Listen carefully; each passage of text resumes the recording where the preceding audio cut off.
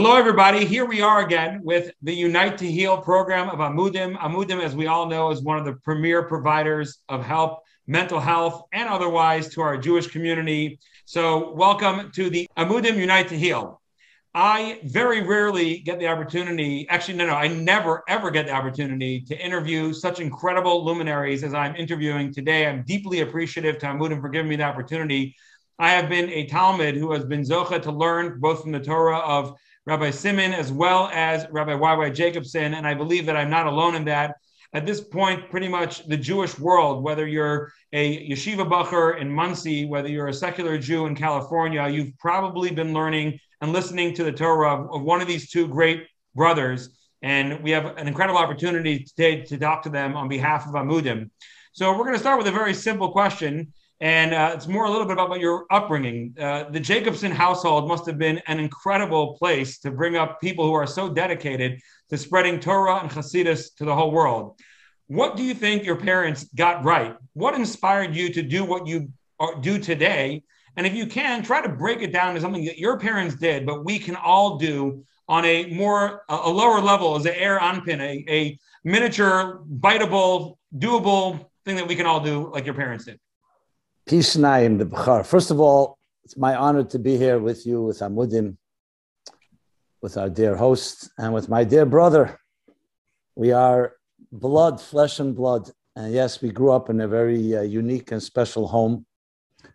It's always humbling to hear such accolades. But I will say, in the spirit of my father, Olav Shalom, and my mother, may she be well, many healthy years. One of the things that jumps out at me, this is completely a knee-jerk reaction to your question, was my father particularly, as well as my mother, which I'll speak about in a moment, was absolutely comfortable in his own skin. He didn't have that self-consciousness and extremely know why he's here in this world and what is his purpose. And even though it was not stated in words, but it was stated in actions, and that was what exuded. That was the spirit. That was the environment that exuded from him. I remember him sitting Shabbos at the table. He could speak quiet for hours, even though he was a conversationalist and a very charismatic figure, but he had that inner peace. And I think when you have that, it just translates into bringing up children that are also comfortable in their own skin and are focused not on trying to necessarily impress or entertain, but really living up to what their mission is. Now, I want to say it very clearly, a big disclaimer. I am not saying I'm on that level, but I definitely was exposed to it. And my mother as well, completely committed to the cause. You know, everybody has their egos. Everybody has their stuff. They have their phobias, their neurosis, and by no means is anyone perfect. But I think when you have, as a parent, a mission-centric life, that your life is not driven by ego and by conquests and by money and by control and by power and influence, that you know you're here for a reason. And that is not just taught, but actually fed and nourishes children from the youngest of age. To me, that is one of the most critical elements that all of us can learn for success, because then your children grow up having that same type of attitude. I'm here to serve. I'm here to bring something to the world. In our case, we grew up in, obviously a very observant Jewish home, a Chabad Hasidic home.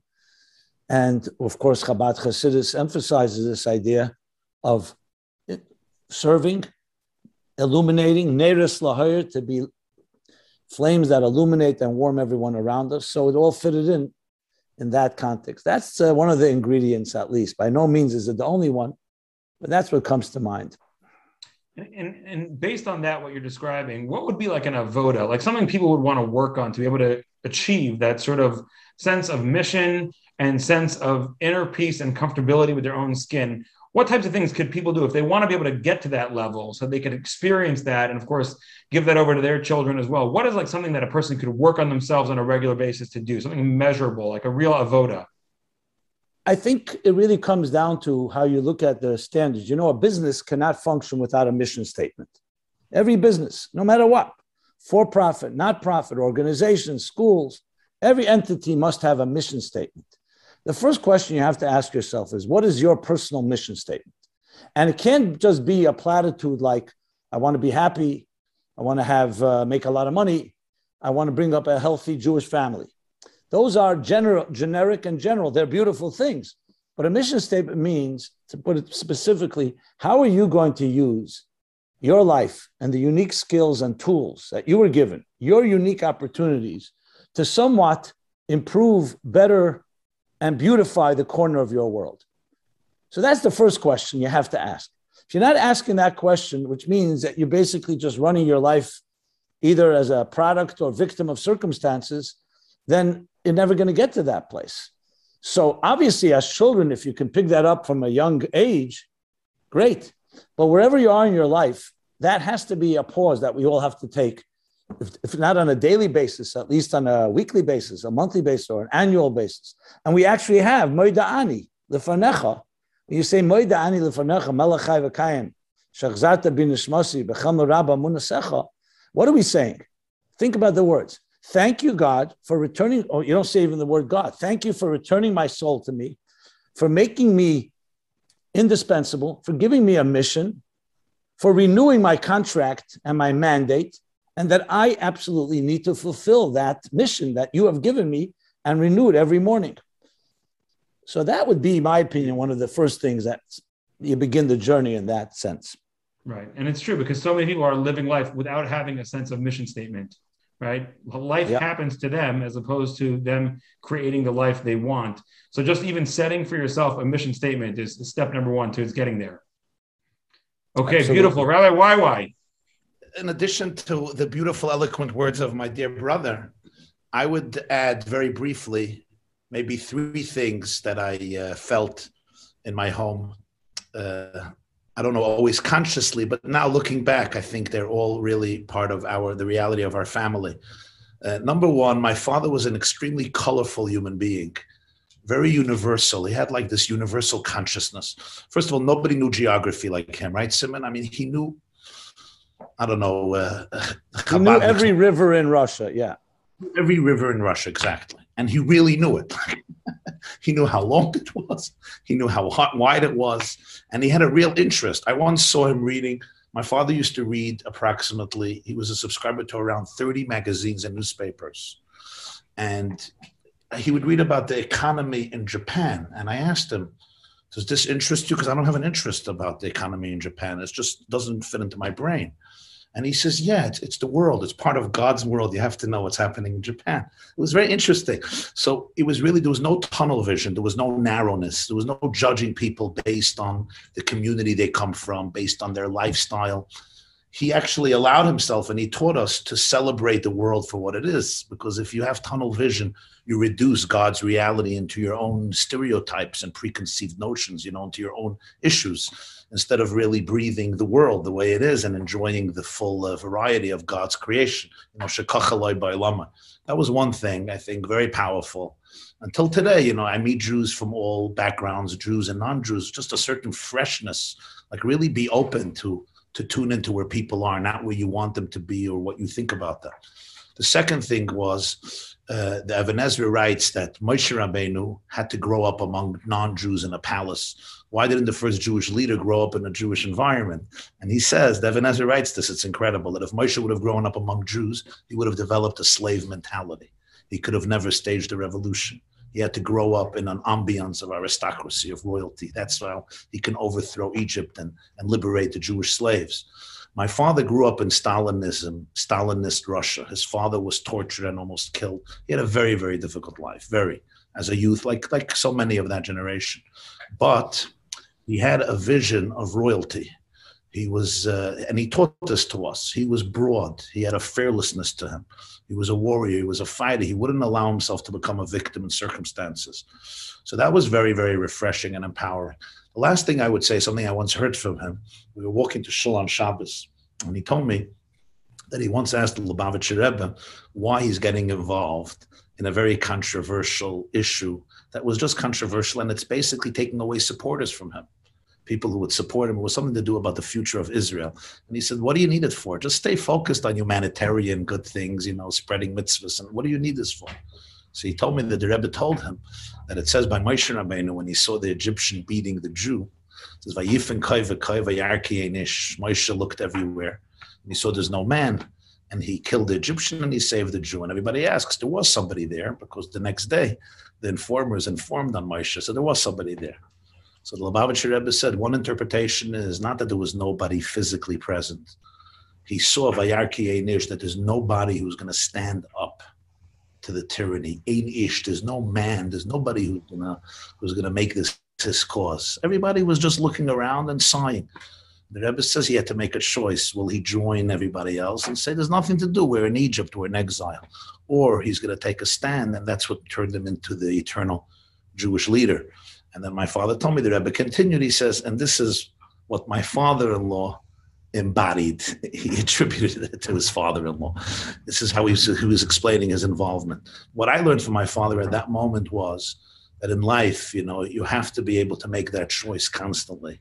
Whether you're just going to be a bystander, maybe write a check, give a sigh, give a krechts, or to say, no, God put me here. And he gave me my unique purpose, as my brother just said. And it's my opportunity to make the difference that I was chosen to make. Beautiful. It's interesting. The first thing that you said is basically you're describing your father as a koheles. He was like an aggregator of information all around the world. And there's that Gemara that talks about some of the early Tanoim and how they recognized they knew the language of foxes and the language of trees and the language of birds. And you're like, what does that make a difference? They're Tanoim. They're sitting and learning, Hillel and Shammai. But the answer is when you have that breathness and that ability to just take it all in, you also have the ability to put out something that's just so much more comprehensive than when you're living with tunnel vision. So that's definitely beautiful and a very special household that we get a little bit of a feel where the Jacobson brothers come from. So my next question is, Amudim deals with mental health. Dysfunctional elements in our home, or that's going to be the bonus material at the end. And then you got to donate a couple extra $100, and you get all the dysfunction from the Jacobson home too. So Amudim really is known for their work with mental health and the Jewish people. And you guys are both such incredible, eloquent speakers. You command such large audiences wherever you go. And people sit enraptured when you speak. And there's sometimes, when people are in the crowd and they're looking at a speaker who just nails it and they really understand and they get everything just right. And there's almost like a halo effect, so but the reality is we're all people. You are all people as well. And obviously you too have your own struggles at times. And there's the mental stresses that we all go through and what weighs heavily on all of us. Sometimes it's helpful for the audience to be able to recognize that the speakers are humans and they go through their own stresses. So my question to you would be, what grinds you down? What really wears you down? And how do you find where you need to save your own mental health sanity and keep yourself on the straight and narrow? What grinds you down and how do you respond to it? How do you deal with it to keep yourself above it? Okay. So we're already entering into the dysfunctional zone now, which is the things that get to us and cause, as you said, grind us down or stress and so on. It's a great question, excellent question. I appreciate it because I'm usually not asked this question, either because of the halo effect or, I don't know, a respect, but I think it's a very powerful question. I will just, again, speak what comes to me. I mean, I have been blessed, and I say this with all humility, I have been blessed, not through work, not through avodas Hashem, and not through yagia and effort, I guess by part of genetic makeup and DNA, as well as we discussed the environment of my father, to have a certain inner calm, even among a storm. So even when there's a tornado, there's the eye of the tornado. Where there's an inner calm, I actually, to be honest, I'm speaking openly here, I'm at my best when there's stress. Because for some reason, I'm able to enter into that zone that just gives you a certain, I guess, almost like an oasis. You're like buffered. I got to tell you, the halo is getting brighter right now. I'm sorry? I said the halo is getting brighter right now. No, God forbid. No. That's halos are actually quite dangerous. So there's that inner sense of peace, which really arises when there's a lot of tension around me. And that is what I do. I'm starting from the second half of the question.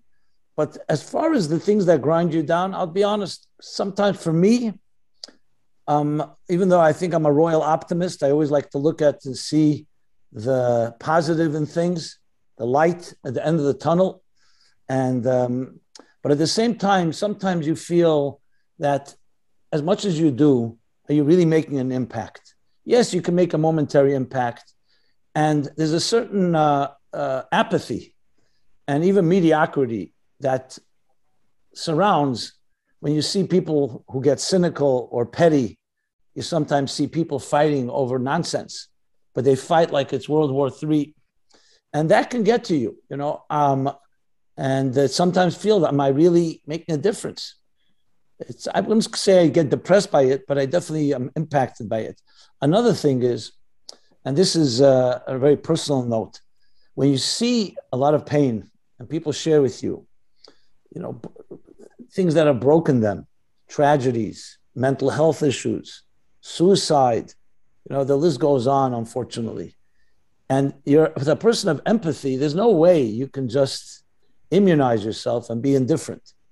I remember when I was younger, it was very difficult because I always felt, as my brother earlier said, that you have to rise to the occasion. You have to do something. I always felt like they're coming to me, Ashgacha Pratis, I must do something. It took me a long time to discover I can't solve every problem. And there's some things that maybe Ashgacha Pratis has to lead someone elsewhere. But I remember the first time I heard about abuse, real abuse, serious abuse. I couldn't even believe it. I thought the person was making it up because I never experienced it in my life. A father beating a child with a baseball bat. I mean, Achman al-San, I even want to repeat some of these things. And it gets worse. It like overwhelmed me. I remember I was saying to myself, why am I being told this? Like what? And I'll tell you the truth, the only way to go is to dig deeper. I had to dig deeper, and I said to myself, if Hashem created this world, and He gave us a Torah, and He gave us Chassidus, He also magdim refuah lamaka, He gave us the healing before the illness, there has to be an answer, even for the most horrendous and horrible things in this world. And it was years ago, I remember I would read and try to understand, it's very hard to go into the kishkis of a person who's suffering something I never suffered. And I have to say, it took a real toll on me. I mean, emotionally, it took a serious toll. And then you start saying, it's so unfair. Children, innocent, defenseless people who did nothing and they're being hurt. And you have also an existential crisis of faith. What does God want? We all know we don't understand God's ways. These things have always taken a very strong effect on me, even till this day.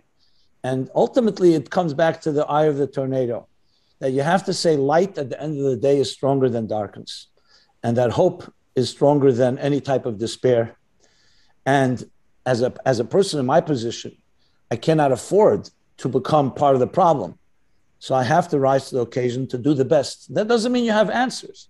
Like one Rebbe once said, I don't have answers for you, he told someone who suffered a tragedy, but I can cry with you.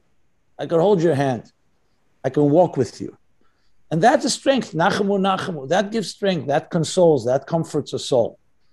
So that is, the human condition can be quite beautiful, but also quite painful.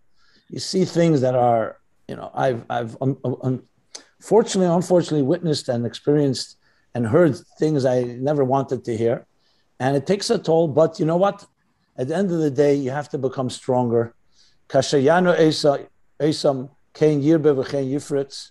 It says as the Jews were oppressed, it says in Mitzrayim, that in direct proportion to that, they thrived and they flourished. And I like to believe that our challenges, my own and the ones that I've heard and the ones that I've absorbed, have only caused us to be a catapult us and be a springboard for me personally to become a greater person and to realize how more important it is that we need God more than ever. As Holocaust survivors say, when they're asked, where was God in the Holocaust? So how do you believe in God after the Holocaust? And they'll say, who else do I have to believe in after the Holocaust? Not humans. Look what humans did, how they betrayed their own humanity. So we have nothing but God. And that becomes our greatest strength of all, that when you're bound above, you don't fall below. And that's the eye of the storm. At the end of the day, the Roner Shalom. Yeah. Okay, Rabbi YY. It's interesting. I was just thinking as my brother was talking, Jews suffer from guilt. They say that if a Jew doesn't feel guilty, he blames himself. And correct me, Simon, if I'm wrong. I never felt that my father had any guilt. Is that true? I agree. I never saw it. Our mother didn't always like that. My father, it's interesting. All Jews that I've ever met have deep guilt in them, sometimes stronger, sometimes weaker. My father, I never saw guilt, and I was surprised how that happened. Especially Rosh Hashanah, Yom Kippur, Yom Tovim, Jews are stressed out. And how about you? And actually, I think my brother Simon also doesn't have guilt. I don't know, you'll have to correct me. It never seemed that way. But I was not blessed with that. I also have anxiety from a young age. And I struggle with self-consciousness. So when I speak or lecture, these are some of the struggles that I have to work through in the past and also in the present. And I started to speak very, very young age. So in a way, it's always a struggle for me, like, who am I? Not to make sure that the I is not the I that gets projected, but there's a deeper I. There's a beautiful teaching from the Maggid of Mezrich that I think is, for me, it's very relevant personally. He says that it's Elisha. Elisha wanted to prophesy, but he felt he's not in the mood of prophecies. He said, Vayhi kuli menagin, bring me a singer, a composer, a musician. Vayhi kenagin hamenagin, v'tihi alav yad Hashem. As the nagin started to be menagin, when he started to sing, so he felt the Spirit of God. And he asks, what does it mean, kenagin hamenagin? It's a strange sequence. And he says, when the menagin became the niggin, when the singer becomes one with the song, with the melody, that's when the divine energy can flow through him. Like a violin doesn't have an ego. Violin doesn't have insecurity. A violin is just a channel for the music. So he says, when the menagin becomes the niggin, we become one with the music. For me, that's always a challenge, when I speak, when I lecture, when I communicate to people, either individually or collectively in larger groups, for the menagin to be able to transcend my own fear, my own insecurity, my own traumas, my own wounds, and become a channel for the niggin.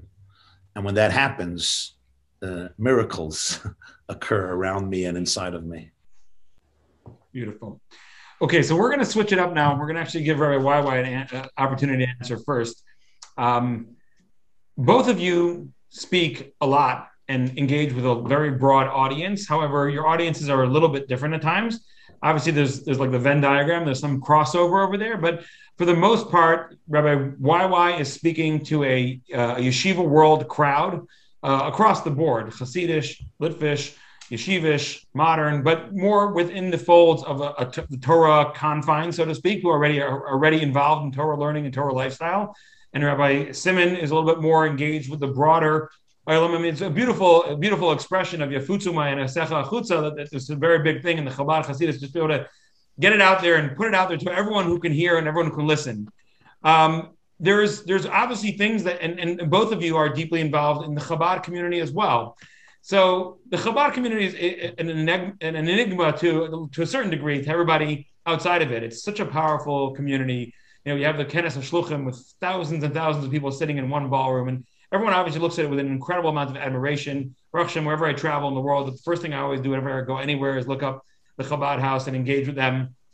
So my question is going to be like, where can there be some cultural diffusion and where should there be? So we'll start with Rabbi YY. What is the most important thing that the yeshiva world needs to learn from Chabad, and what should Chabad be learning from the yeshiva world? So, it sounds like a great question, and to make for an exciting answer.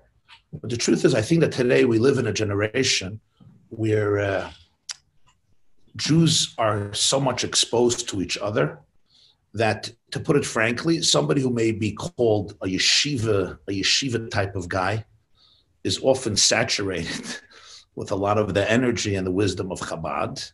And sometimes somebody who grew up and calls themselves Chabad may actually still have to learn what the essence of Chabad is.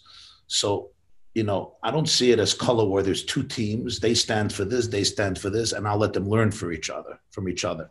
I think when you're dealing with deep psychological, spiritual, and emotional truths, when you're dealing with Avodas Hashem, things are very, very intimate and very, very personal. And as Hashem told Shmuel Hanavi, Al tabit al mareyu, don't look at external appearances. Ki ha'adam yireh le'einayim v'Hashem yireh lalevav. There's the guy who's maybe a Litvak for, 30 generations, but his entire persona and behavior day to day is a living embodiment of some of the great ideas of the Baal Shem Tov, and sometimes conversely. So I really would not address one community versus another community. I think in any community and in every individual and collective, there are great virtues and there are great flaws.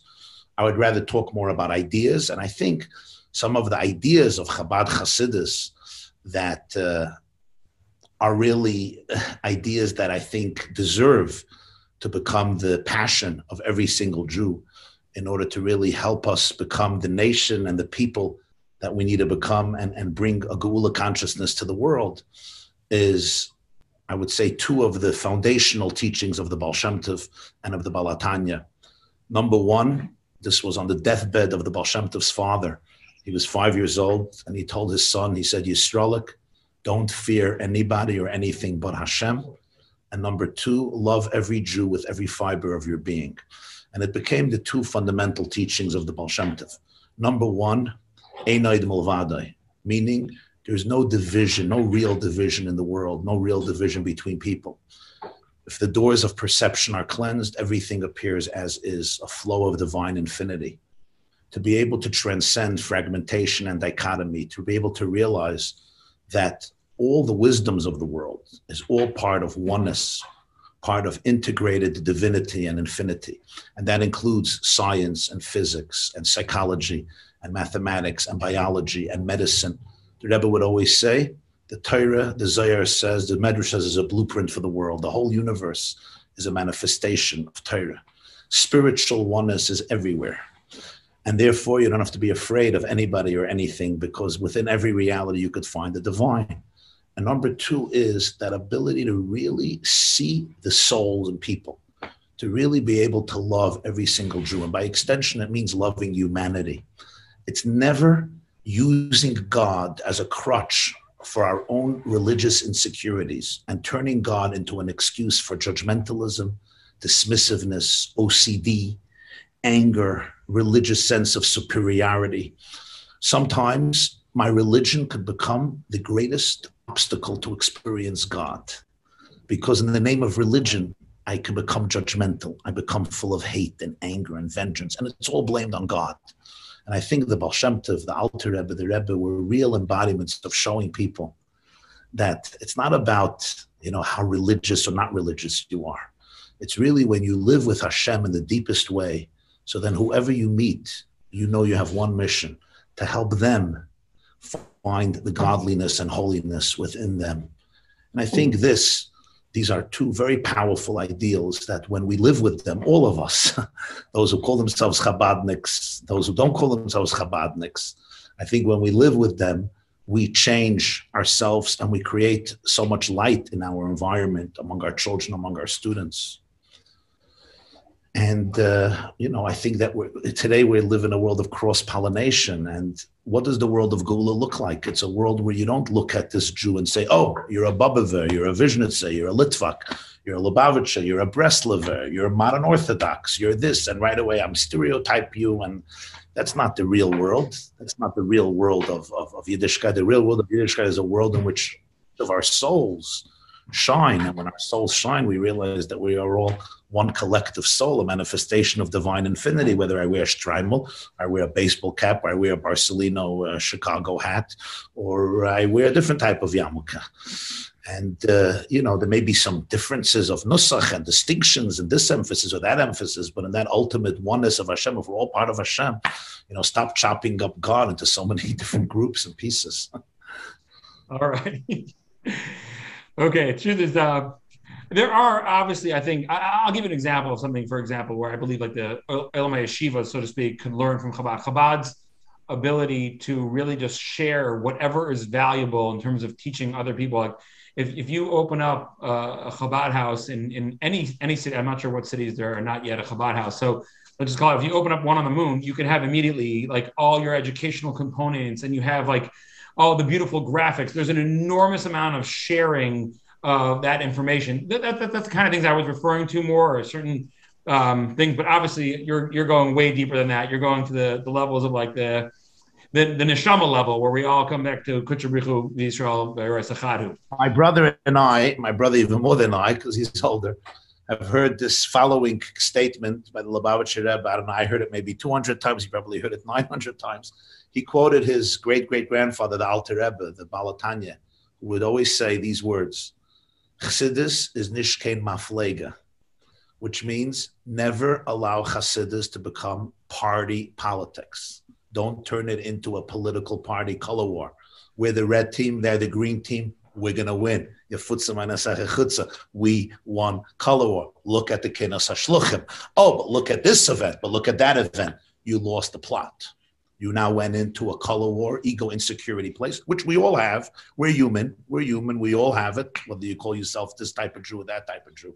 His point was, if you're really tuning in to the elikus, to the godliness of Yiddishkeit, to the Ashreinu Matov Chalkeinu Manayim Geraleinu, every person you see, every Jew you meet, when you could cleanse yourself from external perceptions, you realize that there is a deeper spiritual truth that really unites us and that we are all part of.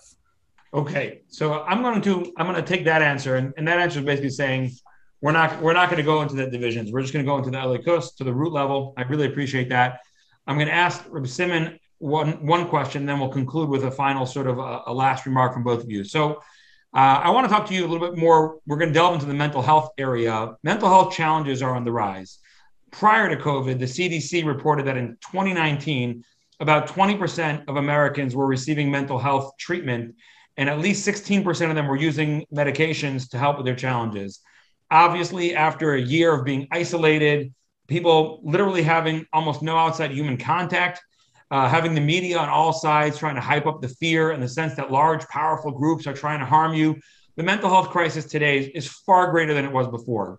And while the numbers are better in the firm world, and indeed, my friend Dr. David Rossmarin, who's a psychiatrist and a professor at Harvard Medical School, has published many articles showing that living a religious life, having a belief in a bore and a creator, and living a more community-based life as we do, brings down the incidence of mental health crises significantly, but we don't get a free pass.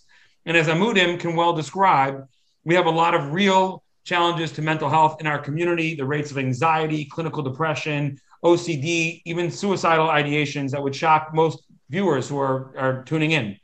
So on behalf of all those who are suffering, how does the person react with debilitating depression to the point that it's a massive struggle to get out of bed? How does the person with such great social anxiety that they can never eat in public and can barely muster the courage to utter a word at a simcha, how does the yeshiva boy battling OCD who's washing his hands 40 times a day to the point where his hands are raw when he goes back from Seder to check that he didn't leave his jacket on his heater in his room 12 times a Seder, how does that person connect to Hashem, who obviously gave them these challenges that they can't speak about to almost anybody because of all the stigma, challenges they're afraid to talk about because of the ruining their own shidduchim or the shidduchim of their families? How does this person relate to the Ribbono Shel Olam, creator of OCD and creator of generalized anxiety disorder? I can't control myself from asking how much time do I have for this answer? I would say not enough. You're asking me, or you're asking us to answer a question that really would resolve every possible problem on earth. I mean, we have 8 billion people, and some people say 8 billion neurotics, or other forms of dealing with, whether you're describing some of the conditions, there are many others that you could include into the lot. So to avoid getting into the generalities and really try to focus on a few key points, let me pose the question a bit differently. Now, you say God is the creator of OCD, is the creator of, schizophrenia, of bipolar, of depression, all the other types of disorders. Let's pose the question this way. Since God did create the human race and every human being, and that's a klal, that's a yesod, what does he expect of us?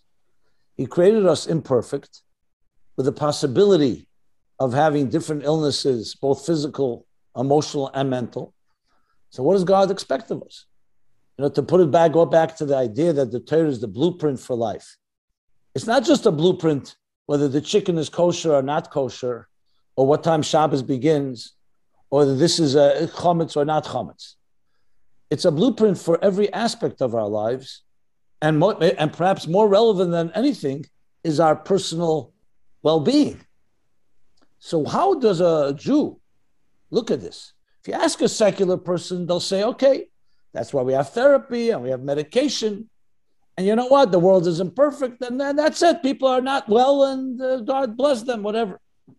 But Torah and Yiddishkeit says we have answers. We have healing. That the world before Chet Tzadas was a healthy world, and Mashiach comes and the Geula comes, it'll be a completely healthy world. So how do we integrate that? I can tell you, I've always asked this question to myself. If the Torah has answers, it shouldn't just have answers, like I said, in what are the Lamates Malachas or other technicalities in halacha. The answers to the biggest issues that plague us. I just talking to parents who just had a Down syndrome child. And they can't get over. What should we do? This is a lifetime sentence. So we're dealing with something that affects us all, in some ways more severe than others. So the answer, briefly, is that the same Eibishter that created the human being with all these challenges also created answers and solutions. This doesn't mean that we can heal everything. Rachmana litzlan, there are illnesses you can't physically heal. But this doesn't mean we can't do anything about it. We're not victims. So the Torah provides us with elaborate instructions. Let's just start with, just eliminate one element. The Eibishter says, Nitten reshus l'reifel l'rapes. V'rapi yirapele, the Pasuk teaches us, the Gemara says, maybe we can't heal if God causes someone to be sick. Who are we to intervene? There is a Havamina like that. So Torah says, no, v'rapi yirape. God says, I've given permission, which means I've given strength, I've given medical wisdom, my wisdom. God is the healer. Ani Hashem reifecha. I'm the healer, but I've given the ability to human beings to figure out some medicine, to figure out solutions, whether it's physical medicine, whether it's psychological medicine. So that's one thing. If a person is in a situation, you don't go and say, if God forbid a person is suffering from very severe anxiety, you don't just say, go learn Torah or do a mitzvah. Yes, in addition to that, you have to go to a doctor. The Eibishter said so. So that's critical to remember, that going to a doctor is part of God's mandate.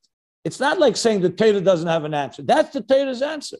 The Torah is saying that Eibishter gave power, just like he gave strength to a person. You go to a mumche in any given area, that's a mumche in medicine. On the other hand, let's be honest, like the Rambam says, there's cheli haguf and there's cheli hanefesh. There are things that are indeed spiritual maladies, that medicine alone and doctors alone and surgery and therapy is not enough. You do need an element of godliness. Because remember, the most important principle is that that when a person is aligned with their physical lives, are aligned with their spiritual lives, that's how you draw down energy. What is health? Health is seamlessness, a flow. And Avera comes from the word Avera, means removed, it moves away. Havara mereshus l'reshus. A mitzvah means connection. Tzavse v'chibur. When a person does a mitzvah, you're aligning your very physical life. When a person is loving, when a person is kind, mitzvah avos Yisrael. It's not just you're doing another person a favor. You're doing yourself a favor because you're feeding the chesed and the ava within your neshama, aligning it to the way the Eibishter created you. You become a healthier person. When a person, Rachmana litzlan, has sin in their heart, it's not just an aveda. They're misaligning themselves. So Torah and mitzvahs and the whole Jewish approach is also about healing. Torah, it says, Mevir refuah le'elam. So coupled with any of the medical interventions that are necessary, we cannot ignore them. We also look to create healthier children and healthier adults by being spiritually healthy. My brother mentioned some of the elements. I'll mention a few more. The idea of Hashem Echad is not just a nice concept of monotheism, that there's one God. It means there's one reality. That when you align yourself with that oneness within you, what do? You counter fragmentation. You counter all the different voices that drag you in many different ways.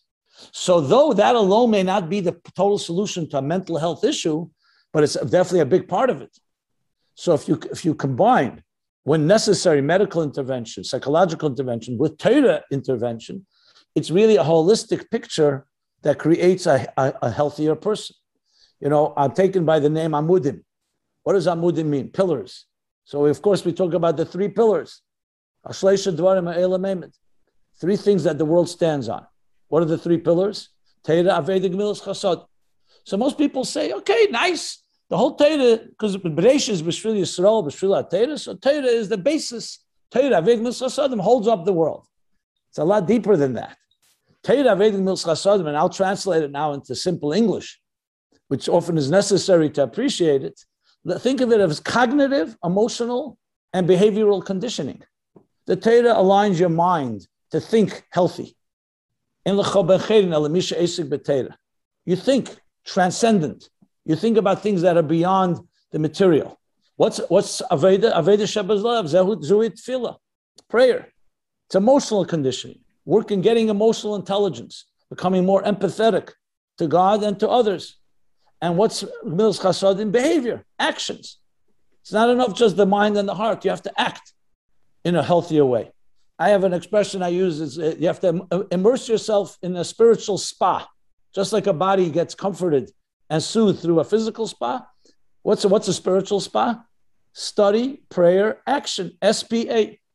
Torah, Aveda, Gemilas Chasadim. So we have all that we need to address the issues. Now, let's be honest. I want to just say this on a final note. The bottom line is we can't always say we have the answer to all problems. We are given the tools to try our best, but we learn how to navigate and we learn how to grow. And frankly, if we did what we had to do, many problems would disappear and many would definitely be alleviated. But the Eibishter decides to do even after our efforts is up to God. But the fact is, there's no question in my mind, and this is what I find valuable about Amudim and about all our efforts, is we can bring a lot more healing to this world than we can imagine. And definitely that we shouldn't be part of the problem, but be part of the solution. Wow, that was beautiful. And especially the way you broke that down, cognitive, emotional, behavioral, and how we have the whole picture here. We have the whole picture here. Quite beautiful. Okay, so we're now down to our final question. It's going to be a quick one. So the total answer time for this one is 60 seconds. So in Pirkei Avos, often it says, Hu haya omer, which of course means he used to say, but also in the Chassidus, they say his essence would tell you this. Like when you watched him, Hu haya omer, if you watched the way he lived, it would scream out to you this message. So we're now in our final question, and we want to ask, if there's a Hu haya omer that you would want to be known for, God willing, what is the Hu haya omer? Not what should be chas v'shalom on someone's tombstone. Someone asked me yesterday, what do you want they should say about you in your funeral? I said, I'd rather they just say I'm the guy who just wouldn't quit, wouldn't die, wouldn't give up. He's somehow breaking all the medical miracles. But I'm saying, what is the Hu haya omer of Rabbi Simon? What is the Hu haya omer of Rabbi Y.Y. Jacobson in 60 seconds or less? Because we do have to fit it somewhere. No, I'm kidding.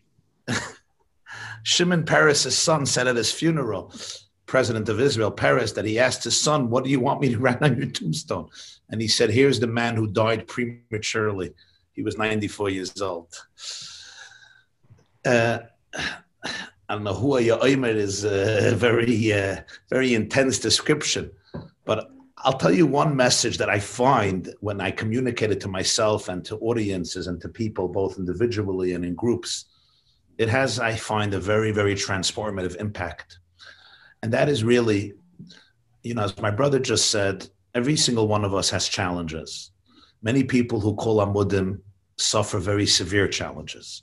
whether it's mental illness, mental anguish, whether it's serious abuse or not serious abuse, but sometimes, benign abuse can have the same horrible impacts. And I can't always go back and, replay the scenes of my life. Certain things are just facts. But I think one of the profoundest ideas that Yiddishkeit teaches in such an incredible fashion is how I frame my experiences. It's all about framing. You can have the same piece of art, but if you use a different frame, it looks very different. We call it reframing. And the first one who taught us to do that was my original namesake, Yosef. Yosef endured one of the most difficult lives in history on so many levels and through people who were supposed to love him. And yet, instead of falling into despair, he became one of the most charming and enjoyable and beloved figures in the Tanakh. He saved the world from famine. And he told his brothers how he did it. He said, "You did not sell me. God sent me." And what he was telling all of us is that any circumstances, any mental pain, mental illness, challenges from within or from without that I'm confronting, I could look at them in two ways. One is, I was sold. I'm just a victim of other people's horrible choices, a victim of my nature or my nurture, my genes, my epigenetics, trauma of 2,000 years, or trauma from childhood. Or I could say, I was sent. God sent me into this place. I am an ambassador of the divine. I'm an ambassador of infinity, charged to bring light into places that nobody else can, but only me, by the power of my infinite soul, which is a manifestation of Hashem in this world. It doesn't take away the pain, but the reframing of it transforms everything. Wow, beautiful. Okay, and Rabbi Simon, for the final word. It's hard to define your own Hu Haya Emer, but I'll say this. The Eibishter created, God created each one of us with unique song within you that you and only you can sing. Another way of putting it, I put it in my book, Torah Meaning for Life. Birth is God saying, you matter. Absolutely, unconditionally, you are indispensable.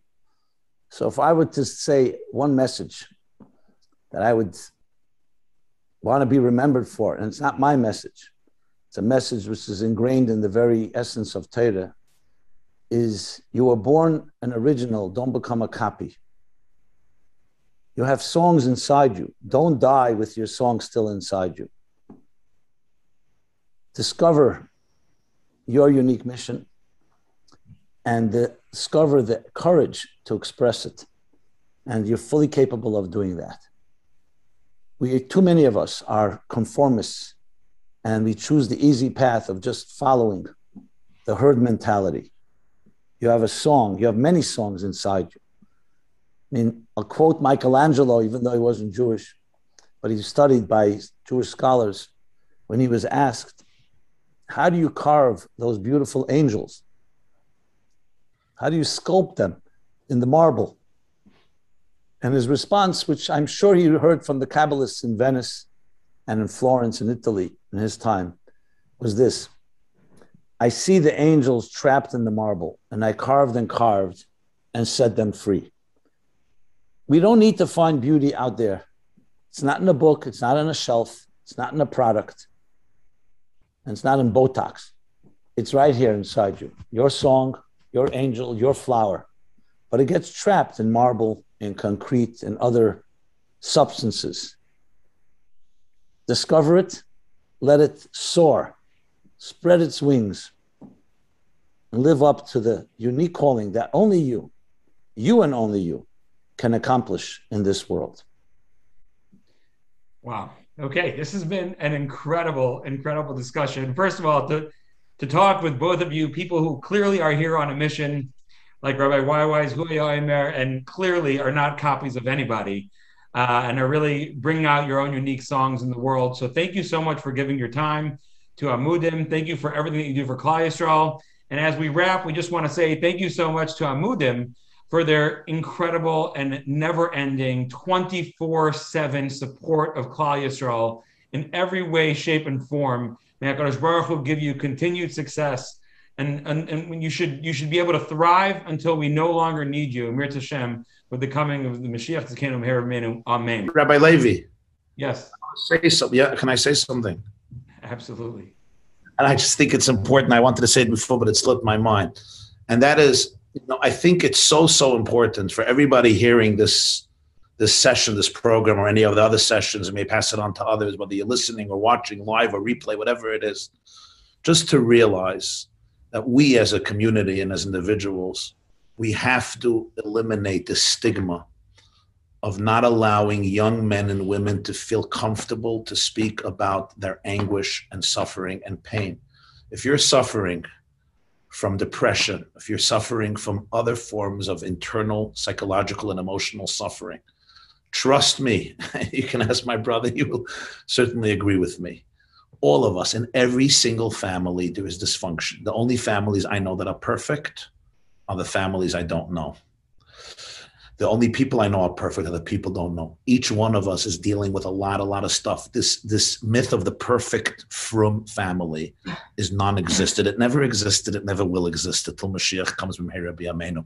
There are people you can trust, not everybody, but there are people you can trust. Open up, because there's a lot of help out there. B'seyata d'shmaya. Amen. Beautifully spoken. And I think we still have to go back to Mir Hashem with Mashiach Tzidkeinu Meher Rabbeinu, because that's how we have to always wrap. So thank you so much again, and we look forward to continued success and continue learning the wisdom of the Jacobson family. Yasher Koach. Thank you. Thank you. Thank you.